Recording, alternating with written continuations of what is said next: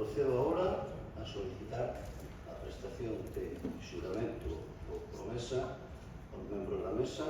En primeiro lugar, a señora vicepresidenta primeira, doña Elena Candia López, xura ou promete acatar e guardar a fidelidade á Constitución e ao Estatuto de Galicia.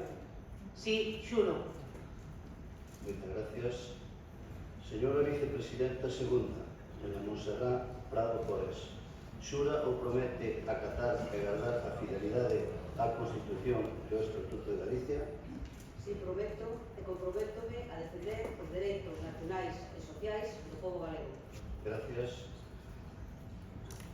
Señora Ethel María Vázquez Mourete, xura ou promete acatar e guardar fidelidade á Constitución e ao Estatuto de Galicia.